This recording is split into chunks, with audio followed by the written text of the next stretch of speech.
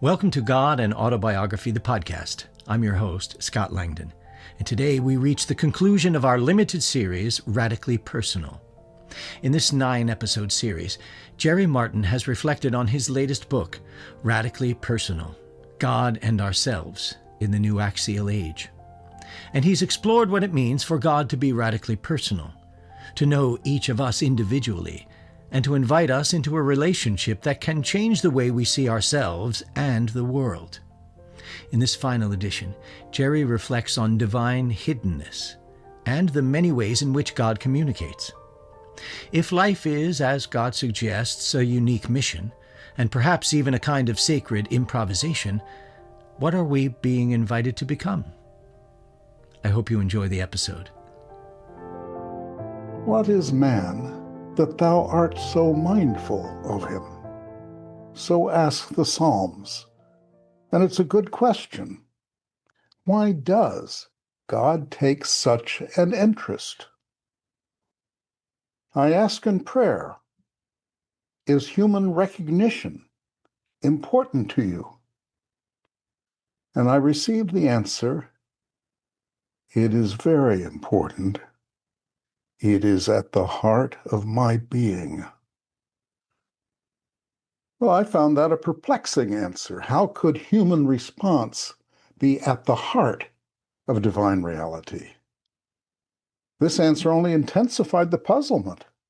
Why would a God who wants to be known remain so hidden, so remote? God responded, on the contrary, I communicate through prayer, through dreams, through insights that seem like one's own thoughts, through hunches and intimations and intuitions. I am present in the human heart and speak to people directly. Directly does not mean simply or literally or in a loud voice. People must learn to listen, to heed. That requires openness of heart and sensitive attunement to me. Later, I was told that God speaks to people's hearts and told some of the ways.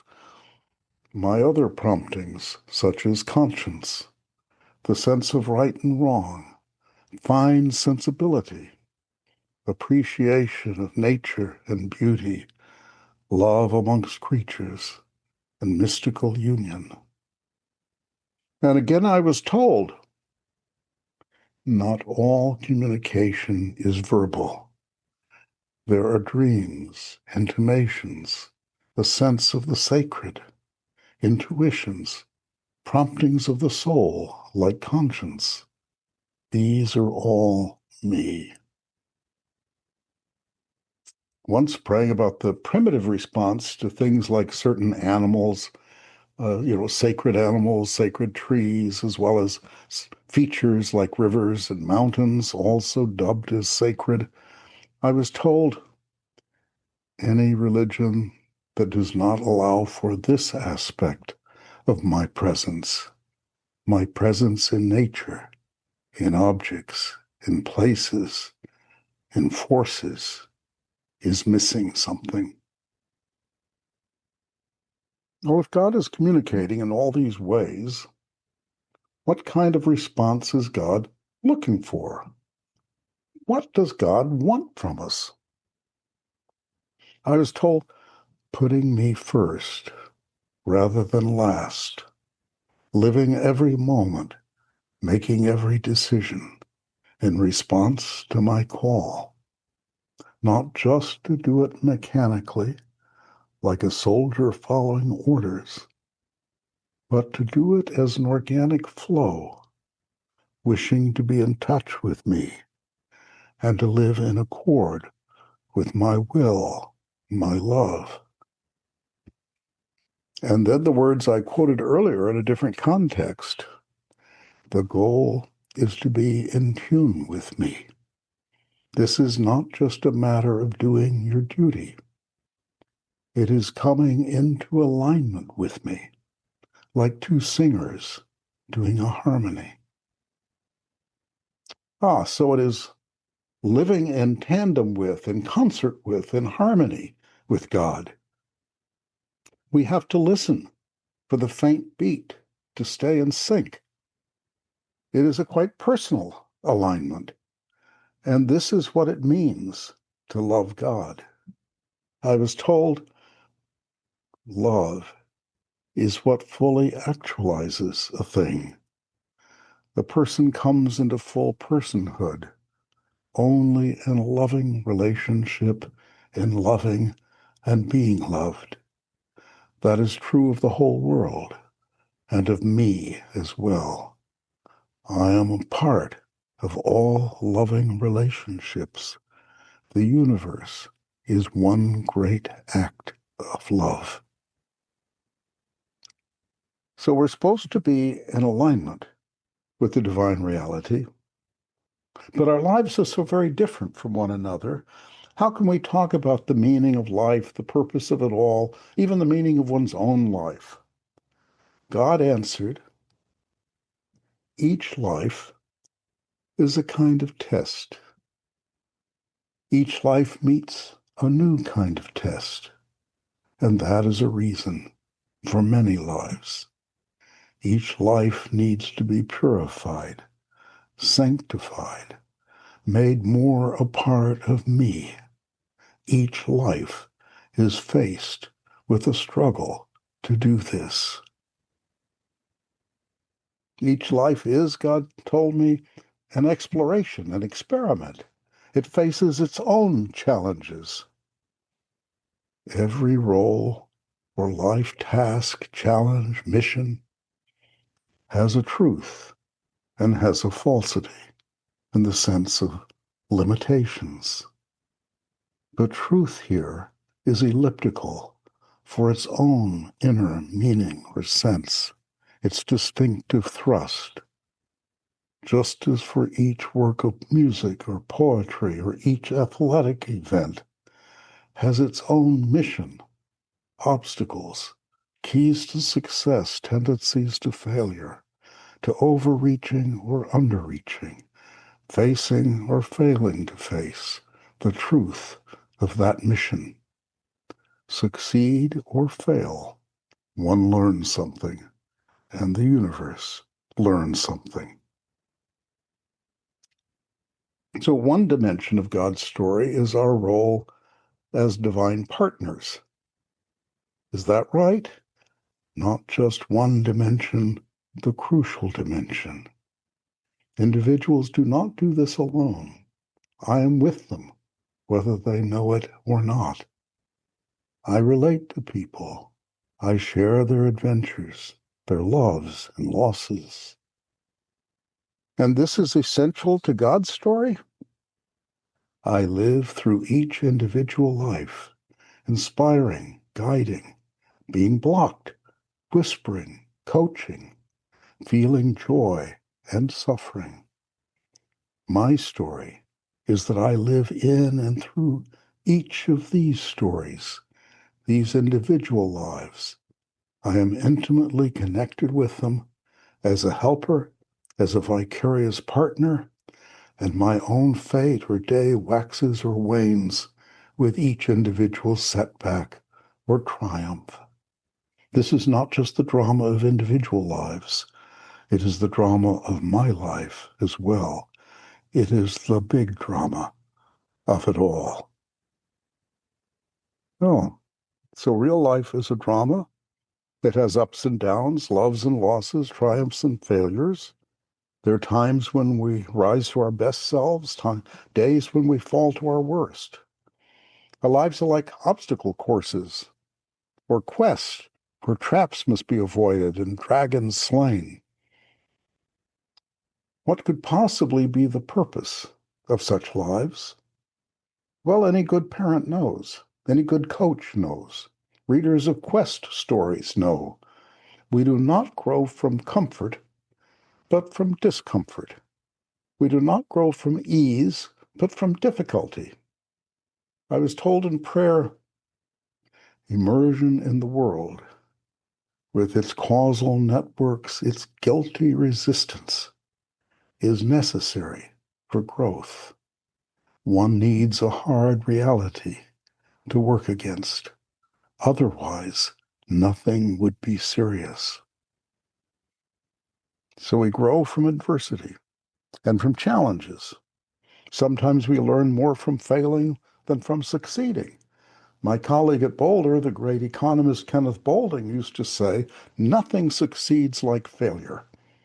It is failure that tells us where the edge of the cliff is, that a line of cocaine does not lead to happiness, nor does unbounded lust ground a life of love. As a drama, life has a meaning. It is a meaning shaped by how we cope with the ups and downs, how we deal both with our own mistakes and with the cruelties inflicted on us, and yet remain open to hope and love. We talk about a perfect God, and we expect God to be writing the perfect script, but God doesn't lay out the story in advance and just have us walk through it. We write our own script, maybe with God as co-author. We create our own dramas with God as partner. In prayer, I was told that the world is like an improv theater in which God is the director, but the actors aren't paying attention.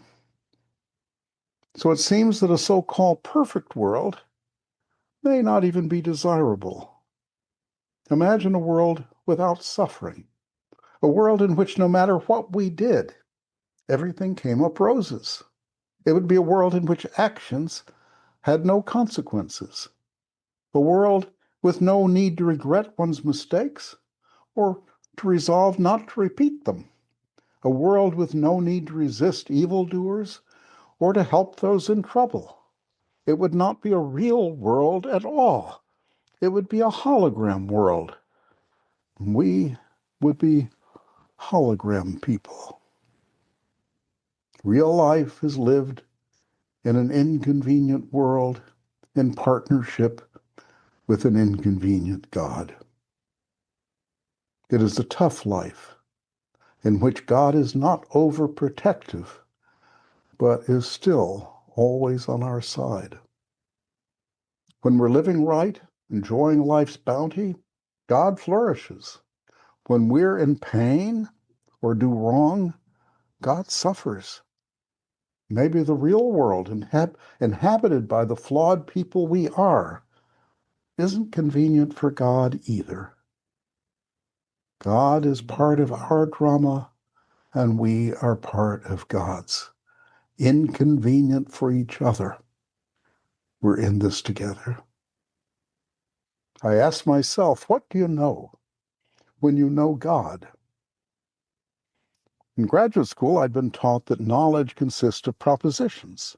For example, Maria knows that the proposition Paris is the capital of France is true. So here is one thing, Maria. There is another thing, Paris, and a cognitive relation between them based on a third thing called evidence. It is a distant, intellectual relation. But is that the correct model for knowing or understanding the divine reality? The knower and the known, the reality and the person attuned to that reality, are not quite so separate, so distant from one another. And the knowing or understanding is neither abstract nor purely intellectual. It is existential, participatory, and transformative. It is a saving or liberating relation. One of the existential facts about relating to God is that in spite of divine assurances to the contrary, God seems hidden. Even when God is most available, most fully present, it is not the way the Lincoln Memorial was visible from the park bench where I first prayed. Some call it a matter of faith, but that sells the experience short. It is just that the evidence of things unseen is elusive, hard to nail down. We live in the light of that divine presence, that one never captures, never holds in one's hand. Perhaps it is precisely this elusiveness that makes the knowledge of divine reality transformative.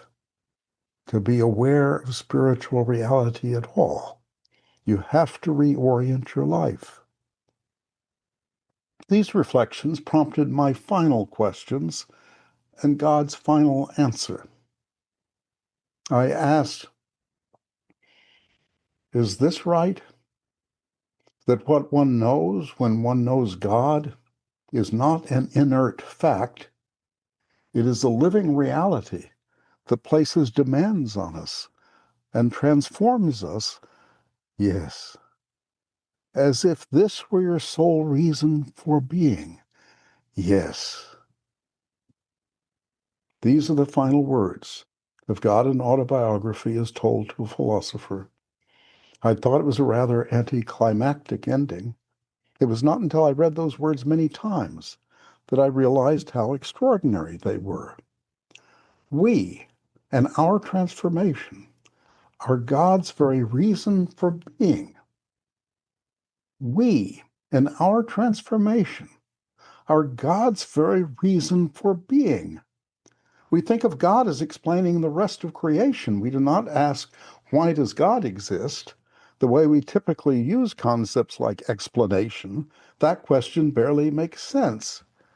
But here God was providing a final cause, a teleological reason. The divine reality exists precisely for the purpose of transforming us and the rest of nature. Oddly enough, we, that is you and I, are God's reason for being.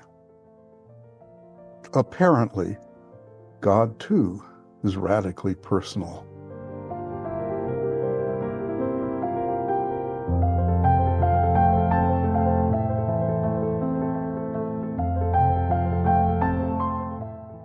Thank you for listening to God and Autobiography, the podcast. Subscribe for free today wherever you listen to your podcasts and hear a new episode every week.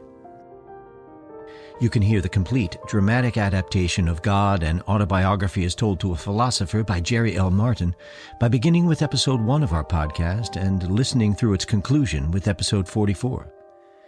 You can read the original true story in the book from which this podcast is adapted, God and Autobiography as Told to a Philosopher, available now at Amazon.com and always at godandautobiography.com. Pick up your own copy today. If you have any questions about this or any other episode, please email us at questions@godandautobiography.com and experience the world from God's perspective, as it was told to a philosopher.